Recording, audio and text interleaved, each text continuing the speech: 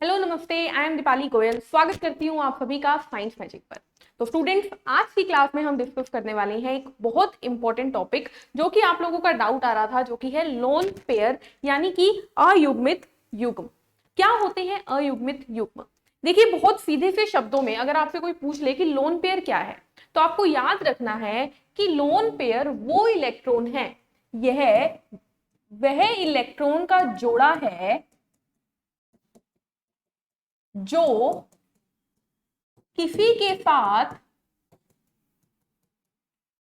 बंध यानी बॉन्ड नहीं बनाता।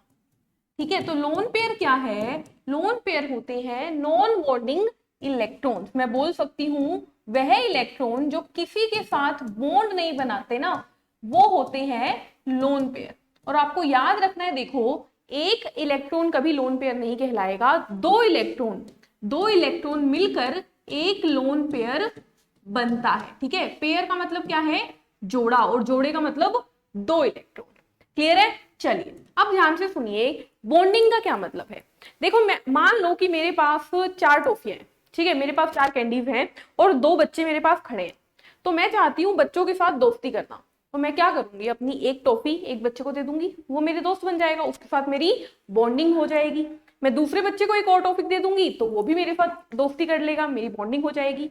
यानी कि मैंने अपनी 4 टॉफियों में से 2 टॉफी एक एक बच्चे को दे दी और दोनों से बॉन्डिंग कर ली। लेकिन अभी भी मेरे पास कितनी टॉफी पड़ी है? 2 टॉफी पड़ी है, यानी कि मैं बोल सकती हूँ एक लोन पेयर पड़ा है। समझो इस बात को मैं कैसे बोल रही हूँ। एग्जाम्पल लेते हैं हम। एग्जाम्पल लेते हैं HCHO का, यानी फॉर्मल्डिहाइड का। देखो, एक चीज याद रखना, अगर आप किसी भी क्वेश्चन में लोन पेयर निकालना चाहते हो, यदि आप लोन पेयर निकालना चाहते हो, तो आपको हर एटम की, हर एलिमेंट की वैलेंसी, या फिर आप मानिए आपको हर एटम की वैलेंस इलेक्ट्रॉन यानी संयोजक इलेक्ट्रॉन जरूर पता होने चाहिए। ठीक है, यानी कि उसकी आखिरी कक्ष में कितने इलेक्ट्रॉन पाए जाते हैं, ये बात आपको पता होनी चाहिए। और पहले 20 एलिमेंट अगर याद कर लोगे तो आई थिंक आपके क्वेश्चन सोल्व हो जाएंगे सारे के सारे। ठीक है, और पहले 20 मैंने करवाए हैं बोहर मॉडल के अंदर। जब मैंने बोहर मॉडल डिस्कस किया था एटम का, तो उसमें मैंने आप लोगों को पहले 20 के आखिरी कक्ष के इलेक्ट्रॉन करवाए हैं। अब चलिए क्वेश्चन देखते हैं। हमारे पास क्या है? HCHO। तो हमारे पास कौन कौन से तत्व हैं? देखो, H है, C है और O है। H के आखिरी कक्ष में कितने इलेक्ट्रॉन? 1 इलेक्ट्रॉन। कार्बन के आखिरी कक्ष में कितने इलेक्ट्रॉन? 4 इलेक्ट्रॉन। और ऑक्सीजन के आखिरी कक्ष में कितने इलेक्ट्रॉन? 6 इलेक्ट्रॉन। अब हम बनाएंगे इसका स्ट्रक्चर। चलिए बनाते हैं। हमारे पास क्या है? कार्बन। कार्बन के आखिरी कक्ष में कितने इलेक्ट्रॉन है? 4। तो मैंने ये 4 बना दिए, 1 2 3 4। हमारे पास क्या है? हाइड्रोजन। हाइड्रोजन के आखिरी कक्ष में एक और हाइड्रोजन, उसके आखिरी कक्ष में एक और क्या है? ऑक्सीजन, और उसके आखिरी कक्ष में 1 2 3 4 5 6 इलेक्ट्रॉन। सही बात है, बिल्कुल कुछ भी नहीं किया है, आखिरी कक्ष के इलेक्ट्रॉन इसके बाहर दिखा दिए। अब जोड़ो, देखो, कार्बन के पास एक टॉफी थी, हाइड्रोजन के पास एक टॉफी थी, दोनों ने शेयर करा और बना लिया एक बॉन्ड, यानी बना लिया एक बंध। ऐसे ही इन दोनों ने जोड़ा और बना लिया बॉन्ड। ऐसे ही इन दोनों ने जोड़ा, इन दोनों ने जोड़ा, बना लिया बॉन्ड। यानी कि हाइड्रोजन के पास क्या कोई ऐसा इलेक्ट्रॉन बचा जो किसी से बॉन्ड ना बना रहा हो? नहीं बचा। क्या इस हाइड्रोजन के पास बचा? नहीं बचा। कार्बन के पास बचा? नहीं बचा। लेकिन ध्यान से देखो, ऑक्सीजन के पास 2 इलेक्ट्रॉन ये रहे, 2 इलेक्ट्रॉन ये रहे, यानी 4 इलेक्ट्रॉन अभी भी बाकी हैं। और 4 इलेक्ट्रॉन, 2 इलेक्ट्रॉन का मतलब क्या था? एक लोन पेयर। तो 4 इलेक्ट्रॉन का मतलब ऑक्सीजन के पास है 2 लोन पेयर। कितने lone pair? 2 lone pair. Clear है? एक और एग्जांपल देखते हैं। हम देखते हैं एग्जांपल CH3Cl का।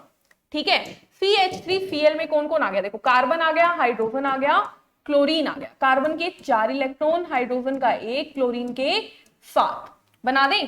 कार्बन के 1 2, इसको ऐसा बनाते हैं, 2 3 4। 4 इलेक्ट्रॉन कार्बन के। क्लोरीन के कितने? 1 2 3 4 5 6 7। हाइड्रोजन के कितने? एक हाइड्रोजन का, हाइड्रोजन के कितने, एक हाइड्रोजन का, हाइड्रोजन के कितने, एक हाइड्रोजन का। बॉन्ड बनाओ, देखो ये दोनों बन गए, ये दोनों बन गए, ठीक है, ये दोनों भी बन गए और ये दोनों भी बन गए। तो ना कार्बन के पास कुछ बचा, ना हाइड्रोजन के पास बचा, लेकिन हमारे क्लोरीन के पास बचा 1, 2 और 3 लोन पेयर। कितने लोन पेयर, 3 लोन पेयर। समझ में आ रहा है? ठीक है, चलिए एक और एग्जांपल देखते हैं। एग्जांपल है CH3N। तो कार्बन के पास 4 इलेक्ट्रॉन, हाइड्रोजन के पास 1 और नाइट्रोजन के पास 5। तो कार्बन के पास 4, हाइड्रोजन के पास 1 और नाइट्रोजन के पास 1 2 3 4 5।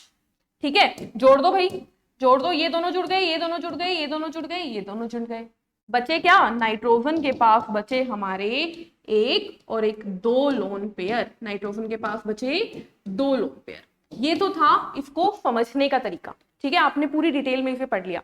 अब इसका एक सिंपल सा फॉर्मूला है, उसे नोट कर लो कि अगर आपको लोन पेयर निकालने हो, लोन पेयर निकालने हो तो आप उसके अंदर क्या करोगे, जो उसके वैलेंस इलेक्ट्रॉन है, वैलेंस इलेक्ट्रॉन में से माइनस कर दोगे किसे, शेयर्ड इलेक्ट्रॉन, डिवाइड बाय 2 कर। ठीक है, इसके लिए भी आपको स्ट्रक्चर जरूर पता होना चाहिए, इसीलिए ये ट्रिक अच्छी नहीं है। आपको स्ट्रक्चर बनाने की कोशिश करो और आंसर निकालो, आपके लिए बेस्ट रहेगा। एक एग्जांपल देख लो इसका। एग्जांपल मैं दे देती हूँ HCHO का ही। ठीक है, मैंने कुछ ऐसा बनाया था ना, ऐसा कुछ बनाया था हमने HCHO में।